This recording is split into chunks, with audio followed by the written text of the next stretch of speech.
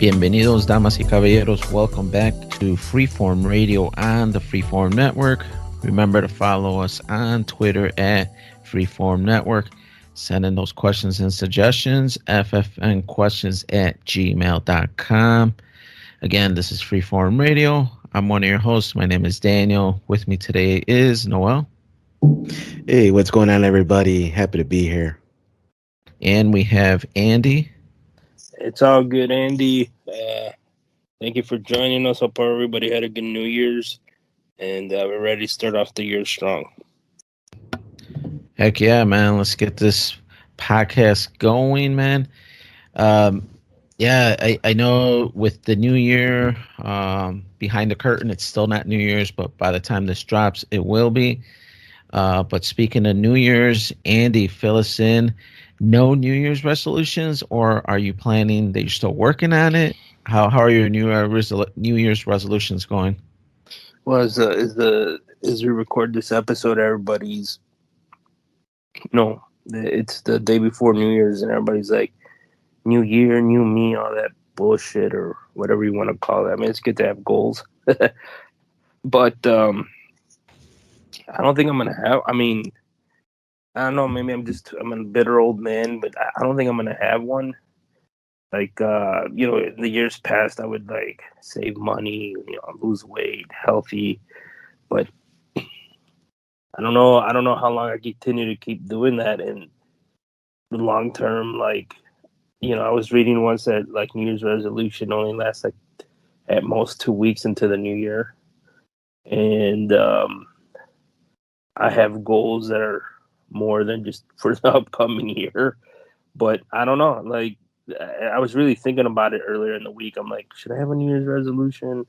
Like, should I have this and that? Like, and ultimately, I decided like, nah, I don't think I'm doing that no more. I'm 46, and I was just like, for what? I don't know if you guys are doing it. I know a handful of people, the usual like, going to the gym, lose weight, be healthier, save money. Like, it's always the same stuff. Nobody's like, oh, I'm gonna fucking be in a movie or some goofy shit, like, or be creative. Like, here it's always the same stuff, and that's why I'm like, I don't know, man. Like, I guess I'm trying to be different or something, but I don't know if you guys have anything or you know. Heck Or yeah, do man. you think I'm like, oh no, fuck Andy, I'm gonna fucking do this and rub it in his face. No, I do plan to better be a better light for my of me to the world. So I do plan to put myself a little bit more out there and just kind of show the light in these dark times a little bit. But yeah, those are Light. but those are a few of what I'm gonna try to do this year more than I've done in years past. Yeah, for me, it's nothing crazy. Like, I've been trying to get my diet on point for a long time, and it's not necessarily a New Year's resolution. It's just something that is probably gonna start up again next tomorrow. So I've been doing the diet for a while, but then I kind of, because the Christmas holidays and all that, kind of went back to my bad ways. But yeah, starting New Year, started up again. Good, man. Yeah, well, that's what I'm saying. Like, it's the ones that's been going on forever. Like, yeah, I mean, I don't know. Like, to me, it's this. I mean, it's cool, in Latino communities that we have like some goofy things you're supposed to do at New Year's to bring you luck and money and prosperity, and like, I don't know. I've never really been big into that stuff. I don't know you guys, and then here, with the New Year's resolution. And to be honest, the last couple of years, I really haven't made it past midnight. And to me, it's like, it's not a big deal as it used to be when you're younger. Like, I was seeing a meme, like, in your 20s, you're like fucking clubbing on New Year's Eve, doing all this shit. Your 30s, you're basically at home, and then like your 40s, you're just like in bed before the ball drops, or it's before it's New Year's. I'm kind of on that boat, like, been there, done that. Like, I'd rather just chill at the house and maybe have a couple beers and then go to sleep. Yeah, I mean, I don't have any plans for any kind of partying today, but I do plan to stay up till midnight at least. But I understand what you're talking about because I have struggled in years past. Because yeah, you get to the point where you're like, there's really no big party celebration. It's too kind of crazy out there to be driving, especially where I live now. To drive out by where my family is would be a mission, and then to have to drive back with all the police and just crazy people that are over drinking, I just don't even want to deal with it. But yeah, I do plan to stay up to midnight because I asked my son, and he said that he would like to have some kind of festivities here at the house. So we plan to stay up and kind of just keep the party going until midnight, and then I'll probably head to bed 12:05, something like that. You're like, my bedtime's at 12:05. I don't care what the hell happens. Right. It wasn't like Yeah. the Millennium one, the 2000, like all the craziness that was going on. Fuck, that was what 24 years ago now, and I'm just like, man, some shit's gonna go down at midnight, right? Like fucking planes are gonna fall out of the sky and shit, and like none of that happened. And like the end of the world and all that bullshit with the calendars, the Aztec calendars, and the more like you read into that stuff and like just like yeah, it's like I said, it's nonsense. And like I feel like some people succeed, but I rarely met anybody that succeeded in the New Year's resolutions. And like it's just like that's what I'm saying. Like to me, it's like good to have that goal, but it shouldn't be like your only thing. And in a lot of it, I feel like you're just set up to fail because some of them aren't realistic. You know, I mean, but who am I to say? But I don't know. I'm just being negative, I guess. I think oftentimes people get motivated around this time of year to do like what you're saying, a resolution, but they don't have the discipline to make it like a habit that continues on throughout the year. It's just kind of one of those things. How like we were talking about earlier. I want to change my diet, and you were saying it's like a typical thing. A lot of people like to go to the gym the first maybe month of the year. And then a lot of the people that go to the gym throughout the year, they'll talk about that, like, oh man, the gyms are going to be packed this Mm-hmm. January, but then come February, it's going to be back to normal. And I think that is how it is. Most people they're motivated, but motivation only lasts so long. It's like a temporary fuel source. Discipline and determination, that's what lasts you the long run. So it all depends. Everyone's different, man. Yeah, I kind of agree. It's difficult. Definitely change is difficult, especially the older you get. The more to change something, it does become more difficult. I remember in high school, if I wanted to lose weight, I just had to stop eating a lot for a couple of weeks and boom, I would shed a few pounds. And now in my older age, it's more of an effort. And that's just how everything is in life. So I think it's good to have a New Year's resolution. It just doesn't need to be like extravagant, like, I'm going to be the CEO of my company kind of thing. It could be small internal goals to better yourself, be a better person, be a better husband, be a better father. It could be small stuff like that, be a better brother. My resolution is to reach out to my family members once a week to kind of just check and see how everybody's doing. It could be something as simple as that would really grow yourself as a person, and it doesn't take a lot of effort and can be achievable. I agree, man. Usually, when you set small goals that you can accomplish really easily, or not really easily, but like fairly easily without too much effort, it like builds up. It builds up the motivation to keep that going. And another thing I'm gonna probably do is shred some old documents I've had for years. So that was on the agenda as well for tomorrow. Nice. Yeah, me too. I got a bunch of old stuff that I cleaned out my file cabinet probably like September, but now it's like half empty, and I got just like a tray of all my like old receipts that I keep there, but I usually organize them in my file cabinet, so I'm hoping to do that tomorrow.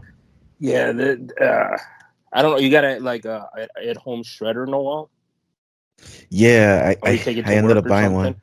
Yeah, yeah, yeah. No, definitely wouldn't take it anywhere. Some of it is like just BS, like advertisements. Some of it is like actual has my account numbers and all that. I don't want that. Yeah, a couple years, like, man, I bought a at-home shredder from like Staples on a Black Friday. They were like $20, and Mhm. it looked pretty solid, man. And then I started using it. It crapped out on me. It was like you had to fill it like very thin, not thick, and then Mhm. the thing just stopped shredding. Like it got jammed all the time. So Dude, the now same, man. we have a shredder at work, and that thing is like massive, but it shreds it pretty fine. But the bag is always, when I go shred documents, the bag's always full, and I keep squishing it down because there's like a safety thing. Once that bag is full, it won't shred. So I'm like pushing it down, and the bag gets fatter. And if the door doesn't lock, it won't let you shred. And so I was shredding like old. I still get like my weekly. I get direct deposit, but I still get like a weekly check stub. And I started shredding the old ones from like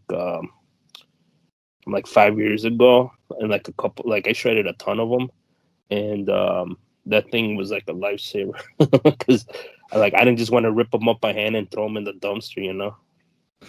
No, I hear you on that, man. And I relate. When I bought mine, it was like, yeah, 20, $25, something like that on sale. The thing is, like, when I got it, I already had this like mound of papers I needed to Yeah, shred.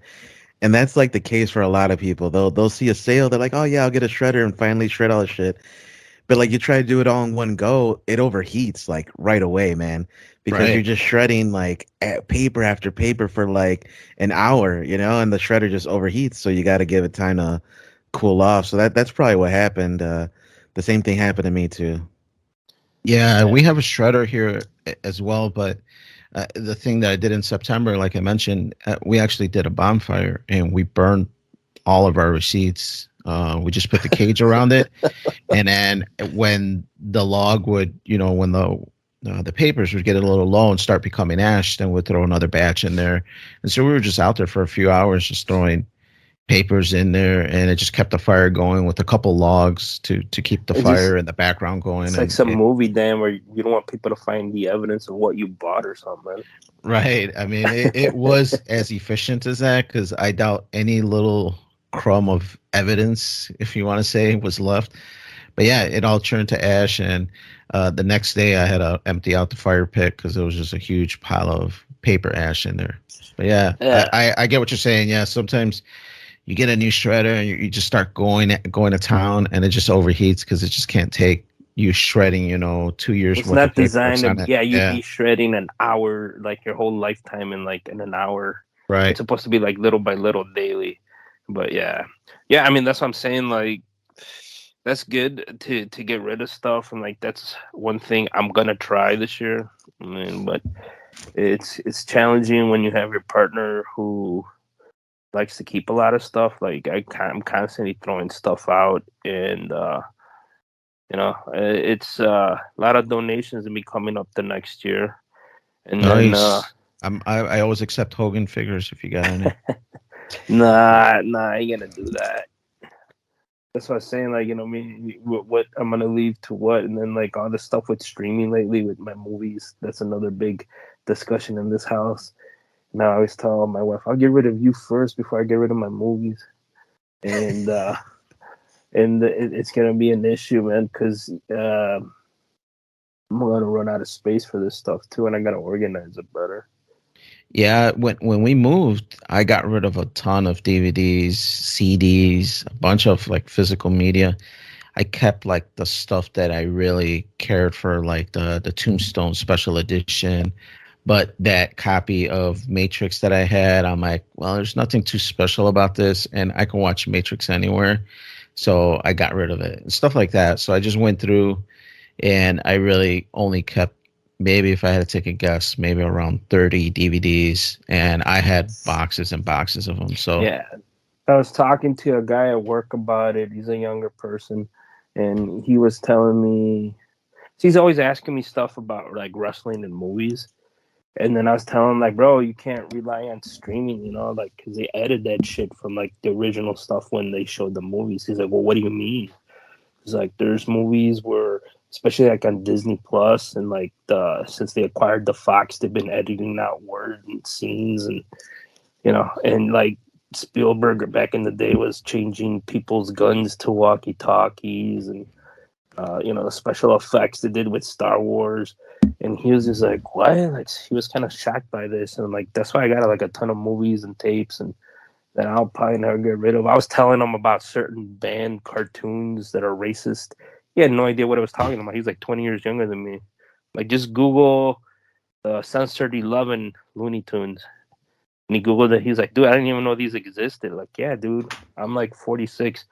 They were already banned when I was a kid. And like, I didn't know about these until like the 90s because I went to comic book conventions and people were selling tapes. But like, you'll never see like an official release. You're never going to see this on any streaming platform.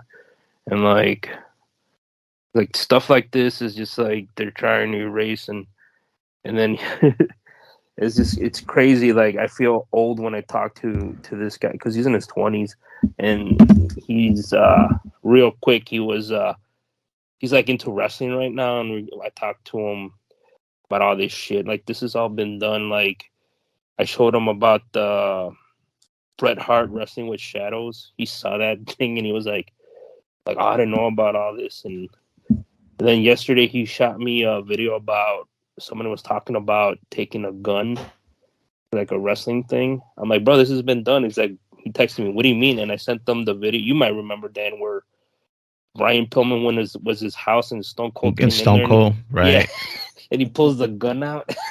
He's like, I'll kill that son bitch. And then I sent them the video. He just wrote, what the fuck is this? I'm like, bro, this is real life right here. And then I sent them like the whole segment, which was like, I was rewatching it. Like, I was having flashbacks. Like, damn, man, this is crazy. Like, to think about, they'll never do that right now because he has a gun. Someone's breaking into his house.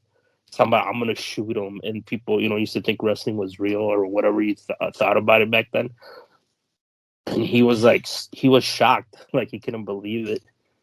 And I was telling him, like, yeah, dude, this is real life right here. And then, so yeah, I mean, stuff like that. I don't even know if that's on the network. It might be on but I know I heard that they were taking down a lot of stuff since Peacock got the rights to it, and you know, that's the stuff that I'm talking about. Like, unless you recorded it or you got some bootleg DVD, you know, that's stuff that you might not ever find. But I was able to find that on YouTube, so I don't know if it's on the Peacock though. Right, but to that, Andy, that just proves what I was going to say. You didn't even use your tape documentation for finding this thing. You just Googled it on YouTube, found it, and sent it to this guy. So how valuable do these archive files that you're afraid are going to go into the ether, how valuable are they if you don't even use them as a resource? You just Google it, find it, and then email it to people now. Well, yeah, that's because that's more recent. Some of the older stuff you're not going to find. And it's been big. Right. There's maybe Noel's heard of it, like the lost media icebergs. And people talk about media that was created like through websites. And like what was the one that just failed? QB, remember that? The like 30-second or minute long episode things. And people posted that there was some great TV show, even though the thing didn't last. Nobody knows where they're at. Nobody really, you couldn't download them. It was on a streaming. No, it never got released on DVD. Like, who has the hard drives? Who has all these files? And some of the creators who QB signed to make content, they're like, we never owned it. They own it. And like, that company got sold or went bankrupt or something. Like, we don't know where any of this stuff is at. And that is becoming, with the new digital stuff, that is becoming a bigger issue. Like, but if it was so important, how come nobody made copies of it? This show must have been what it is. They're not saying they made copies. The owner, the company owned it. And right. It's the company like us. went under. It's like us, Andy, for Freeform. We're making copies and we have copies. But if nobody else gives a shit, then nobody else is going to make a copy of it. The and copies are on our hard drives. Right. And then once our hard drives get deleted or corrupted, then they're gone from the ether if these streaming sites take them down. So it's up to the people who cherish the stuff, the media, it's up to them to keep it, like you're suggesting. But not everything needs to be kept. That episode of, what was it, the Going South or the Disney thing? It's up to you if you Songs of the South. It's up to you if that is that important for you to keep the episode so that it doesn't get lost in time. And if it is important to you, released it. Yeah, just an example. It's up to you to decide. When I threw that Matrix DVD away or put it in the donation bin, or I forgot what I did with it, it was up to me to go, is there a possibility that this DVD will no longer exist, that I might want to watch it? And I said no. But wait, the new Matrix or the old one? It was the first one. Oh, then yeah, you might want to keep that one. The new Matrix, maybe not. And then for the Tombstone special edition, Tombstone is a great movie that I really like. So I wanted to keep that because no matter what, I may want to keep it, watch the special editions, the back scenes. But I don't need to keep everything. I don't need to keep a DVD that I bought at the $5 bin just because it was $5 and it's a cliffhanger with Sylvester Stallone. I'm like, all right, cool, I'll buy it $5. But now I'm like, all right, I'm getting older. I need the space. I could get rid of this thing. I don't need it because I could just go on to Netflix and watch Cliffhanger, kind of thing. Well, yeah, that's for like a major studio movie. Even those are kind of hard. But I hear what you're saying. I know what you mean, man. There's a lot of stuff that is lost. Like, I saw this video. I don't know if you just to close it up, Danny, like, there was a internet show for WCW before it closed. Like, did you know this? About like Jeremy Borash. Conan talked about he used to be on there all the time, and he claims like no one really listened to it. So there's only a handful of people that recorded it, and I think there's only like 2 or 3 episodes someone uploaded on YouTube a couple years back. After that, nobody knows. Nobody remembers them. People remember kind of listening to them, but nobody really knows anything besides those 3 episodes that were found. That's like the type of media that I'm talking about. Yeah, no, I completely relate. Nickelodeon, when I was a kid, had like so many different programs and stuff, and things that I watched as a kid growing up that I can't find anymore. Some of it I was able to find, some like really obscure, just weird stuff that was on Nickelodeon, like experimental stuff that I thought was really cool as a kid, and I was barely able to find it. I had to research it for a long time, but I get it, man. There's stuff that's just it's gone, and it's gone for good. What? No, I was just gonna say things that are special for sure. Keep them. The Pitch Black that you want, keep it. Keep a copy of that because you enjoy that movie. But the copy of I don't know, Tremors that you bought because it was on a bargain bin for 4K, and you're like, all right, I'm gonna buy this. Well, is Tremors that important to you that you want to keep a copy of it if space starts becoming an issue? No, I would be like, I could find Tremors again. You can get rid of it, I think, safely without being too worried about it. Well, yeah, things that are special are always going to get released and improved and 4K upgrade. They're always going to do that. We're talking about like stuff that didn't make a lot of money, but people still enjoyed it, and there's a good chance it's out of print and you're not going to find it, or it might be uploaded onto YouTube, but the quality might be shitty or something like that. Runaway Ralph, the TV movie. Remember that? Uh-huh. Oh yeah, I ended up finding it on Amazon. The way you're sounding, Andy, is the way hoarders justify keeping shit in their house. Like, I want to keep this vase because they might not release this vase again, and this is the one from the 2008 World Series, and I might want it one day. And it's just like, yeah, you have to put a value out in it and deem whether it's worth you keeping. And if it doesn't have that much value, you just have to part ways with it just to get rid of clutter, and you just have to deal with it and get rid of it. And so get rid of that Hogan then, man. It's in the garage. Pick it up. It is in the garage for sure, man. But well, yeah, that's that. Let us know what you guys think. Are you searching for any lost media like I am, or do you keep everything like Danny's saying? Are we hoarders? Send our questions and suggestions to ffnquestions@gmail.com. Let us know what lost media you're looking for.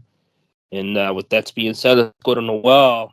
I don't know if I'm reading this right. He beat God of War on the PS5, but it says 2018. So I'm guessing that's the original God of War from the PS4 era, and they like upgraded it or something. So yeah, this is the new iteration of God of War. It used to be the Greek mythology. There's a bunch of games, three major ones, and then a bunch of like PSP games and all this other stuff. But this is a new iteration. This is the first of the Nordic or Norse mythology with like Thor and Odin and all of them. And so yeah, this is the first one. I ended up beating it just this couple days ago. Really good game, man. And it did come out on PS4, but I guess there was like a PS5 update or something, and I played it on the PS5. That's what I got, and it looks phenomenal, man. On this OLED, it looks so freaking good, and it gets me hyped up for Ragnarok, which is the sequel to this one. I ended up putting in just a little over 20 hours, and I did more than just the main quest. I did like the side missions as well. There's still a few other things I could do, like there's like Valkyries and stuff you can free from their corruption. But just to kind of sum it up, really cool game. It's got a good story.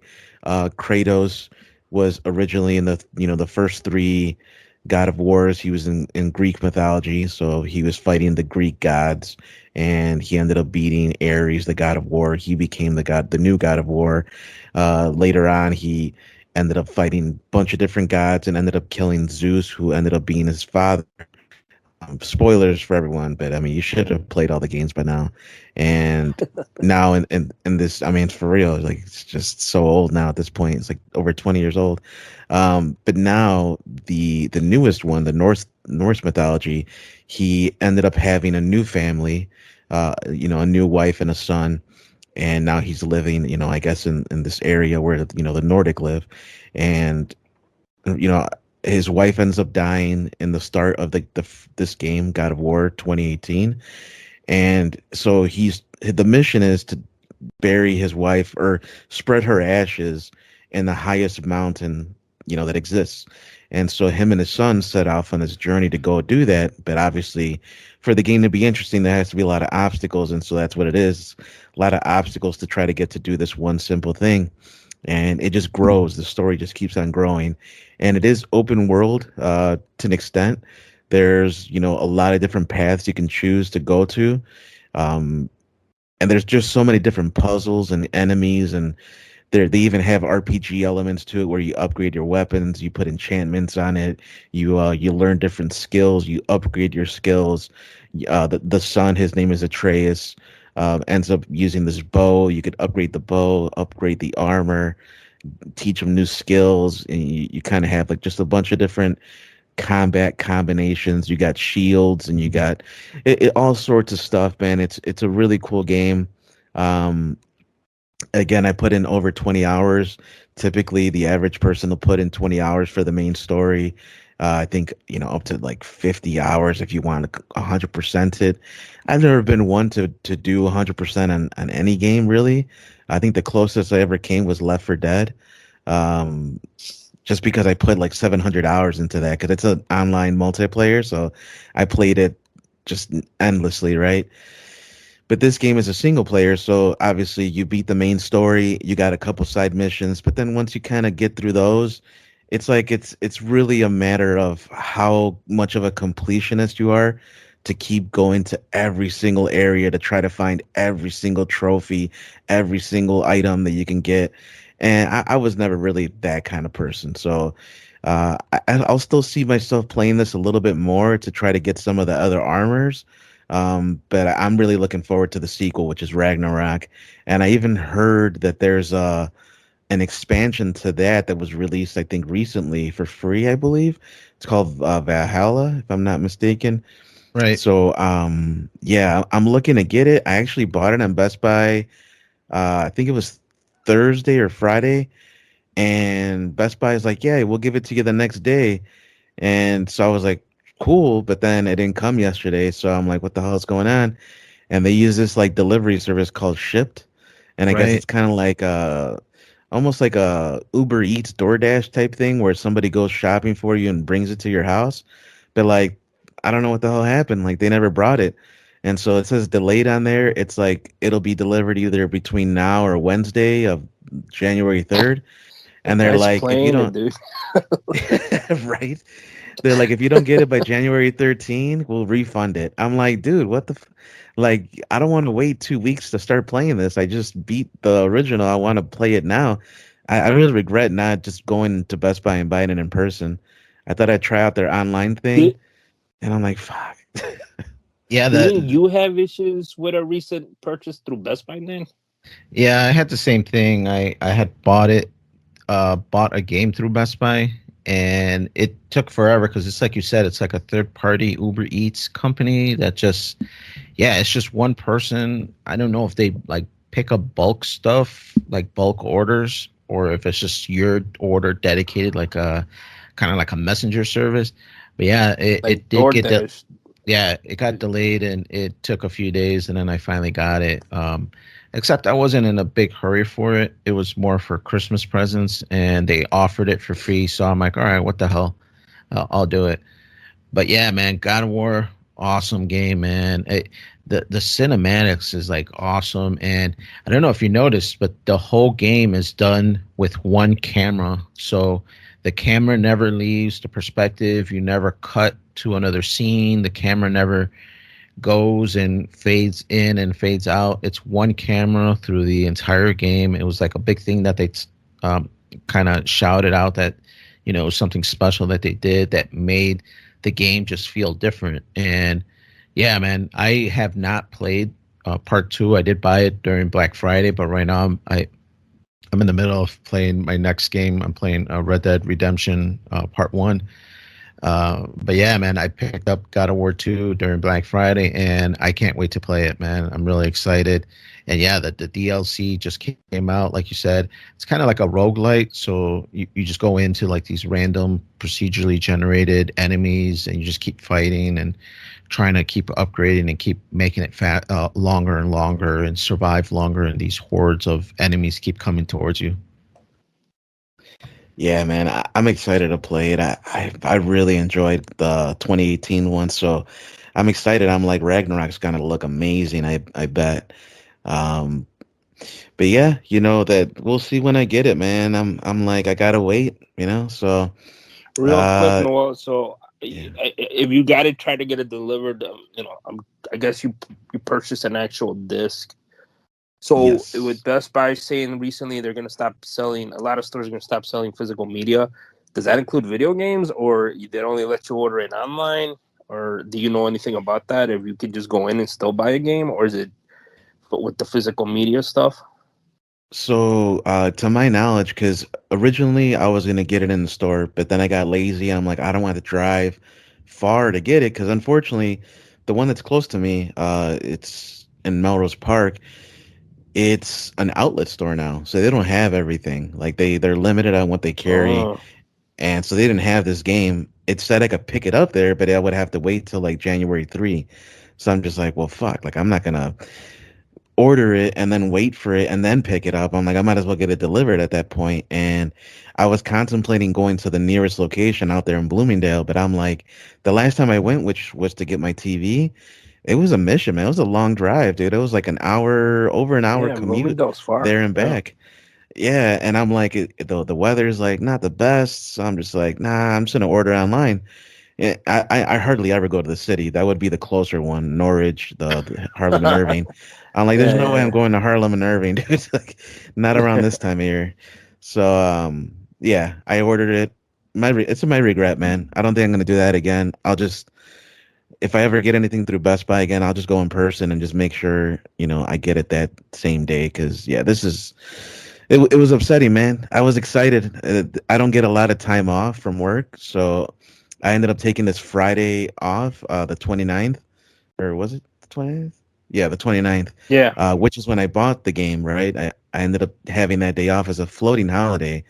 And so I'm like, nice, it's gonna be a 4-day weekend because I got Monday off. I had planned to, just play God of War Ragnarok because I just beat God of War 2018. And that was the whole plan, but you know, we make Maybe you'll get plans it and today. then Yeah. we'll see. It's not the biggest deal. I got backups, but actually shifting to another thing I did. I started rewatching Star Trek, The Next Generation. Man, I'm Um, sorry, dude. what do you mean? You watch Uh, TNG, bro? Come he's on, a bro. hater, man. He Oh, hates you Data and serious, Picard. Yeah, he's all dude? into Worf and Deep Space Nine. I'm just like, dude, that show's like terrible the first season. It doesn't pick up until like Nah, bro. It's the season shit, bro. three. Oh From man. day one, bro. They made a Man, The Next documentary about it. Generation, That's how dude. good it is. I don't see no documentaries about Next Generation. Yeah, but why they make Picard then? They don't see Deep Space Nine number 2.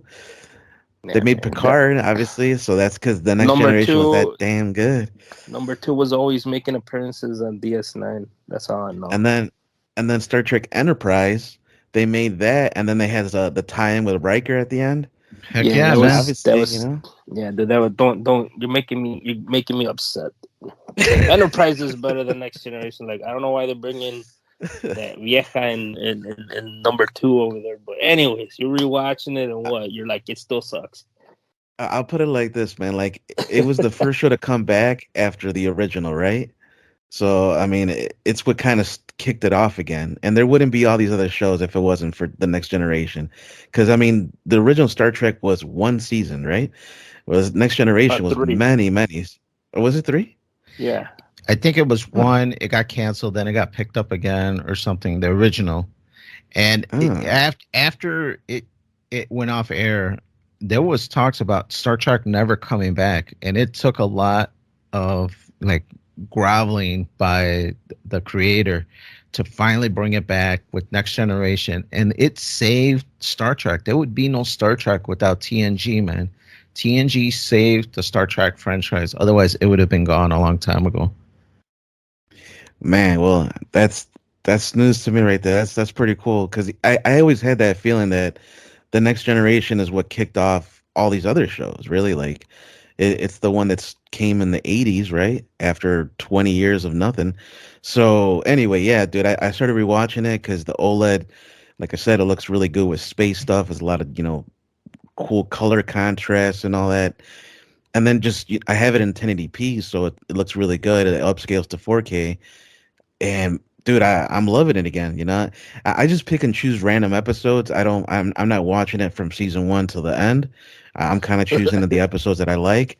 There are some really cool dark episodes that I thought were really interesting for the time, dude. Like there's like a death loop episode where the crew keeps dying the same way over and over, and they have to figure out how to break the loop. And there's like the episodes with Q. Q is like this all powerful kind of like immortal being, and Deity. then Yeah. yeah, and then when he becomes human, and then he goes back to being Q again, and those were cool episodes. There's so many different good ones, man, and so I'm loving it. I've been rewatching that.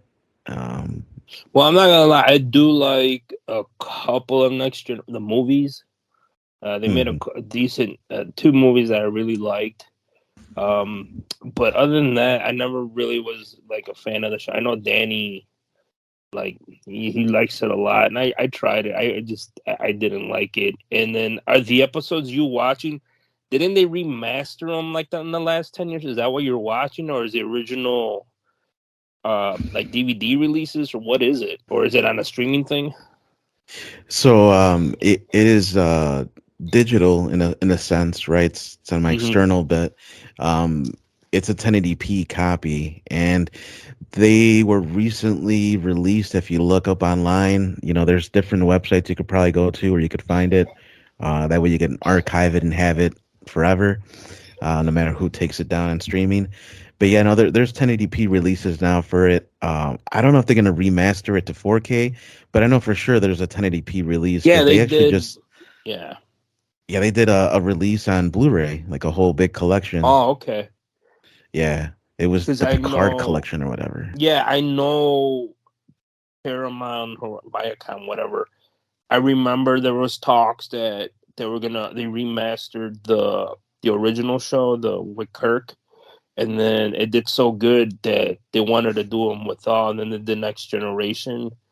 and I think it did okay. It's not what they thought, and then they kind of scrapped all that for the rest of them because the only show that was shot in HD was Enterprise, and probably the stuff afterwards. But like Voyager and Deep Space Nine, there was talks that they were going to put them to 1080p and remaster them, but they never did.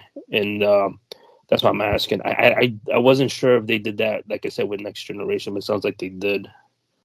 Yeah, for Next Generation, if I remember right, they 4K'd the first 2 seasons, and then Paramount said that was enough, or the first 3 seasons. Yeah. Where they redid all the planet backgrounds, and then they up-res the episodes to 4K, and then they even did the widescreen stretching of it. So the rest of it is just the standard high definition 1080p versions. I'm gonna have to find that then because the one that I have is still the letterbox, the 4:3 ratio. Right. Uh-huh. So yeah, it's not the widescreen, but it still looks good. It's just Oh, yeah, I have to find that other one, man. Huh? Yeah, I bet bought that'll even pop. I bought that Blu-ray collection that has it at 4K. It looks awesome. Oh, Those first couple episodes, yeah. dang, dude, I'm gonna watch that. Yeah, this Yeah. nerd Alright. talk, man. All right, well, here's one other thing that just finish it off here. I've been watching Reacher. I don't know if you've seen that show. It's the second season of this, and originally I think it started with a book series, and then Tom Cruise did a couple movies, Jack Reacher, and so they came out with the show. And the guy that's the main actor, Alan Ritchson, he's in talks to be the new Batman. I'm not sure if that's gonna Really? be like 100%, but he's in talks to be the new Batman. So we'll see, but like so far the show is really good, and the actor seems competent, and he looks the part. He's like 6'3", probably like 250, maybe more. He's a big guy, so he does have like an intimidating demeanor compared to no offense to Tom Cruise, it's just he's just that this other guy's a bigger guy, so he looks more tough. And the show is pretty cool. It's not like anything groundbreaking or anything like that. It's nothing super crazy, but it's got an interesting story. The first one was just him going to this like country middle of nowhere town, and he ended up, you know, helping out with like a local crime situation that was going on. And then he's like, "All right, I'm out of here." Kind of like at the end of Hulk when the guy just walks away, he's into the sunset. It's kind of how he did it. Except there was no music. It was just him walking. But then season 2 starts, and now he's in a new place. But people are hunting down his old team. So he used to be in the military. He used to be the commander or whatever, and they're hunting down his team. So he reassembles them, kind of like the Avengers and shit. And now they're trying to figure out what's going on. And I'm only on episode 5, I think of 8 or 10. So it's pretty good so far. I'd recommend it if anybody's interested in just some cool action show. Yeah, when I saw his picture on the marquee or whatever for the season, I was just like, man, this guy looks really different from Tom Cruise. He does have a bigger presence in it for sure. Yeah, I mean, I just know that actor from that show that used to be on Spike, the college football one. I don't know if you guys remember that. Blue Mountain State. There it is. Yeah, and I'm shocked to see him in this, and I've seen clips of it on like Google Shorts and all that. But I'm shocked that he's enrolled to play Batman. So I mean, good for him. I don't know if he could pull Batman off, but I know the Reacher character. All I know is from the Tom Cruise movies because my wife watched them and I saw them with her, and those were okay. But yeah, man, I do want to try to check it out. So we'll see. Yeah, it's definitely easy to watch. It's just a cool, fun show. But anyway, that's kind of what I've been up to. Just a couple games, couple shows, kind of to just relax and unwind for these 4 days that we got. But shifting over to Daniel, it looks like you've been watching some stuff too. I never heard of this show. The first season of The Bear. What's this about? Oh man, that's a good show. Yeah, it's on FX. So if you have Hulu, you should be able to see it. but yeah, this thing is a Chicago-based Italian beef place, and um, very awesome show, man. I've heard really high praises about it for a long time, and me and my wife were in the middle of watching Veep with Julia Dreyfus, or what's her name from Seinfeld. Yeah. Louis Dreyfus. Yeah, so we were finishing that off, and that was a pretty good show too. I actually enjoyed it. But yeah, we were looking for a new show to watch, so I'm like, hey, let's watch The Bear, and we'll check it out. And so it follows this family of Italians that own an Italian beef shop in Chicago. I think it's like in the Pilsen neighborhood. I don't quite remember what neighborhood it is, but it is a legit like spot that they use for filming. And so it's really cool because it has a lot of Chicago flavor, throws a lot of spots, shows Pequods in there, shows gin and juice, shows Johnny hot dogs. It shows all like the staples of Chicago food in there. So really cool TV show. We finished watching the first season. I don't want to give too much of the plot because the story has a lot to do with what makes the show really good. But yes, man, really cool. If you're in Chicago, if you like Italian beefs and you want to see how beefs are done, a lot of it goes into the background of the food prep and the meat, and it's like a dramatic show. So it's not like a documentary or anything like that. It's like a dramatic show. Really, really cool, well put together. Looks like season 2 is gonna flip it a little bit, so I'm kind of excited to see where season 2 goes. But yeah, man, really good show. You should probably watch it. I think you would dig it, Noel.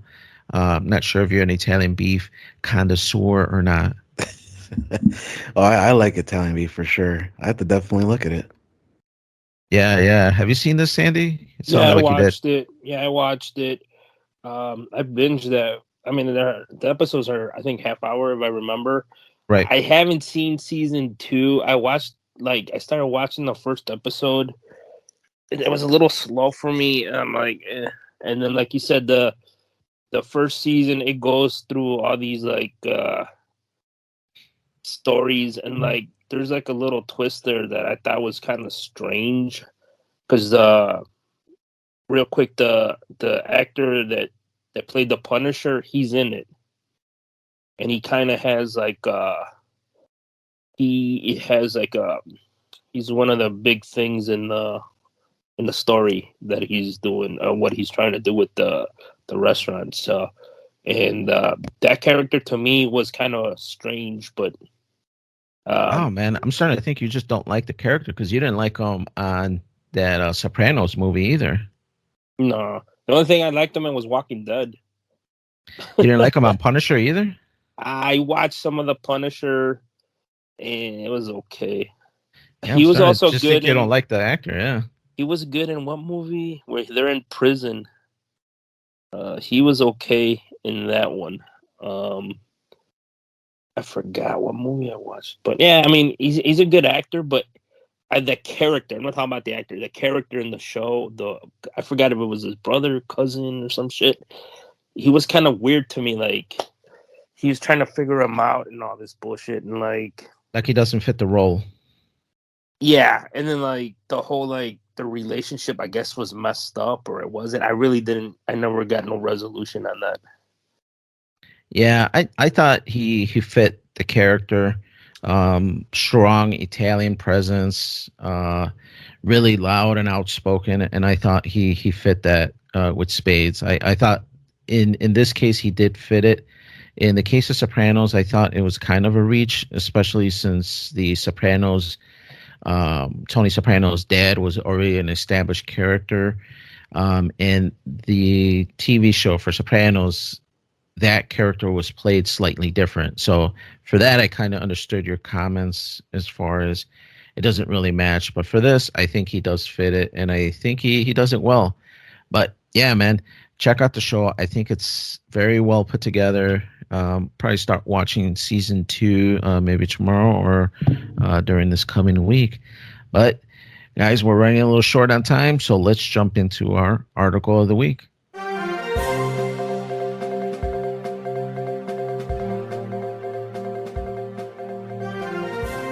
All right. So our article of the week here, with the holiday shopping coming to an end, um, there's a lot of returns of gifts.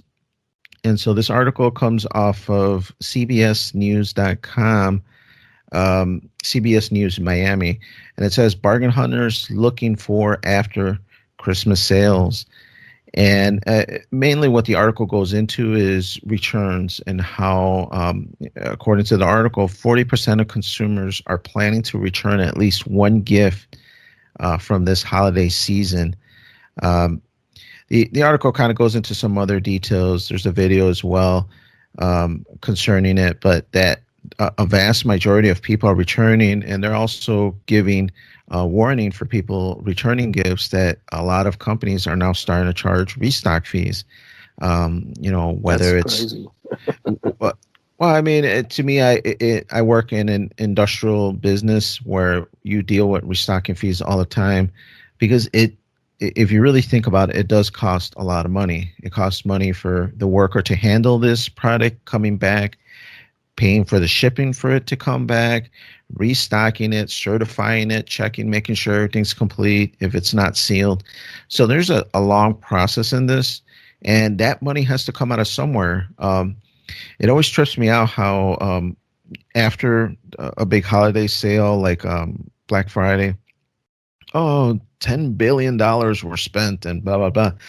Well, they don't really give you the numbers after a month. How much of that was returned back and people had to eat it? Whether people are like, I don't want this at all, just give me my money, or did they ask for exchanges? And in that case, the money stays with the corporation. So I think that has a lot to do with it, that a lot of these companies have to pay to have these things restocked. But anyways, speaking more on just generally on the article, do you guys even return stuff that you get for Christmas? I don't know if it's a Latino thing, but to me, I can't even remember. Granted, I don't get that many gifts to begin with. I'm an old guy. But even the gifts that I do get, I can't remember when was the last time I even took anything back to the store. Do you remember anything like that, Noel? Maybe one time. It's hard to remember, so it's not often. It's very rare. I think one time I got pajama pants that were a little tight, so I wanted for like a bigger size. And then there was maybe one other time where it was the opposite, where they were too big, and I ended up getting a smaller size. That's it. Like other than that, I just whatever it is, I'm keeping it or giving it away or selling it or whatever, you know. But yeah, I don't return. How about you, know, Andy? Nah, generally I don't. I mean, I keep just about everything. I mean, I don't. But like the online stuff, like I'm feeling like a lot of the articles feeling to online retailers, Right, it is a like bigger part now. yeah, it's like Amazon and all that stuff. I think it's more of a challenge but Amazon has great returns where like you just I'm gonna drop it off at a store or go to the UPS store or whatever and be done with it. So Well, the article does mention that Amazon is one of the companies that's charging if you're using their UPS feature to return it back. They're one of the mhm. companies that are going to charge you. Yeah, they charge you if you want a label, but if you go to the UPS stores, they just it's like the codes. They just scan it and ship Okay. it back. Because yeah, I don't like. My wife didn't like going to the store because they give you a coupon. Next thing you know, you're spending money when you're trying to return shit. I'm like, let's just go to the UPS store and drop it off, and then like you could be in and it's last line, and you're just in and out, you know. I think it depends too of the reason for returning. So, like, if it was a damaged or defective item, I think that's even more reason why they wouldn't charge you. At least I would hope, right? I actually just, now that you mention it, 2 days ago, I went to the UPS store to drop off I bought Saw 10, 4K, and it came without the wrapping. And I'm like, is this a used fucking copy? I open it up. I'm like, let me test the digital code. If it's redeemed, then it's used. And it was redeemed. So somebody bought it, redeemed the digital, returned it, and then Amazon sold it to me like it was a brand new one. And so I'm like, hell no, I'm returning this right away. they sent me a replacement, and they're like, you could drop this one off at the UPS store. So I did it, no issues, no charge, Yeah. nothing. Yeah, Yeah. that Yeah. to me sounds reasonable, and I guess maybe the percentage in the article isn't that high because, like you said, Noel, if the product didn't come in as advertised, if the pajamas you got was a medium and you need a large, then those things I guess are understandable. If you got kids, and I don't know what Andy's kids' size is, so I'll take a guess, and maybe I'll guess wrong, and he'll have to return it for a different size. So I guess there are returns that are valid, but I think in a lot of cases people return too many things because they just don't want it, they don't care for it, they totally misguess that Andy likes yellow polka dots and he really doesn't, kind of thing, and so he has to return it. I don't know. Or like you get a gift of a candle and it's gingerbread cookie, something like, yeah, where's the gift Right. receipt for this? Yeah, for Or sure. that's something you have to regift, just pass it along. And like that's another thing that I've heard people say, like, oh, I just regift stuff all the time. Right. And I know you've mentioned before, Andy, and I've, sunk to this too, buying gift cards because you can't fail with cash. No. But I don't know, man. Sometimes I like to try to venture and guess what, the little kids are like and try to buy them something that they would care for. So That's how you get candles, man. right. And right. scarves. Well, when you see a little boy, you're like, he'll like trucks that make a lot of noise. So you buy stuff like that, and you figure it's gonna be kind of safe. But if you buy him like a Barbie headset or Barbie stuff, you're like, well, this boy's not gonna like that. Or if you buy him something that is totally off of left field, then yeah, you're gonna be off, and the kid might not like it.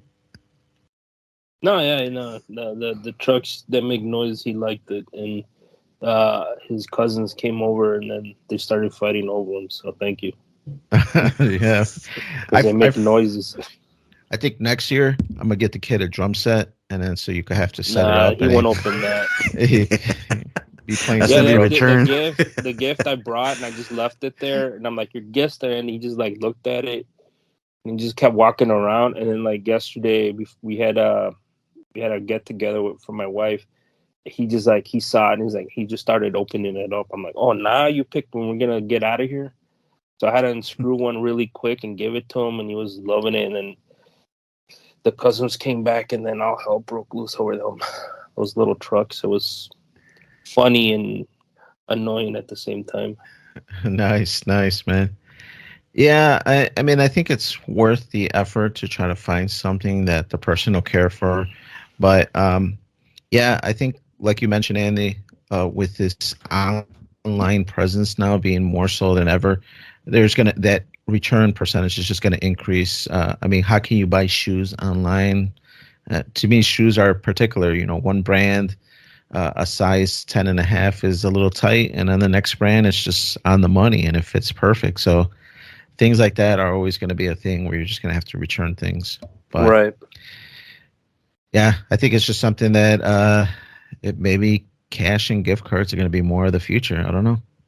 Yeah, the gift cards, like I said, it's cool. I think at this point, you rather give cash, especially to adults and like teenagers. Maybe the kids that are younger will not will probably get them something they'll enjoy more than cash. But once you're older to a certain point, I'm just like, yeah, just give them cash and be done with it, and Yeah, for sure. a nice Christmas card. It's definitely the safer option most of the time. I feel like because I have quite a number of nephews and niece, um, and for some of them, if depending on how old they are, they're already into certain things that I know, like, all right, they like working out, they're gonna be liking this protein powder. I know another one, oh, they like to draw. Well, here's like this drawing stuff. But sometimes it's like they're not really into any one particular thing, and for those, it's like, all right, here's a gift card. Like whatever you end up deciding to get, you go ahead and get that. But yeah, that's just how it goes, man. Some people are easier to buy for than others. I find for my parents particularly are always the hardest Nothing that I ever buy them do they ever use. It just gets restored. So them there, that's the gift card people right there. But anyway, guys, that is all we have time for today. And we want to just thank everybody for joining us on the Freeform Network. If you're not already, please follow us on Twitter. We are at FFR Podcast. If you have questions, suggestions, anything for this upcoming year that you want us to cover, please let us know. ffnquestions@gmail.com. And from Freeform Radio, my name is Noel, and we have Daniel. Yes, sir. I'd like to thank everybody out there. Great year. Got expanded our audience a little. I know we got new listeners, so we'd like to thank you. And New Year's resolution for you, Andy, get that Facebook running, man. I got those old people on Facebook that they want to share messages. This Twitter's a little too new for them, and X is even scarier, man.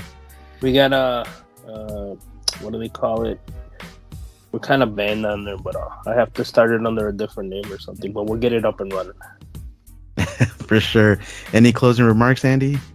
It's all good. Thank you, everybody, for listening this past year. I hope everybody had a good Christmas and the new year going forward. And we'll check you out next time. For sure. All right, everybody. We wish you a great night and a beautiful tomorrow.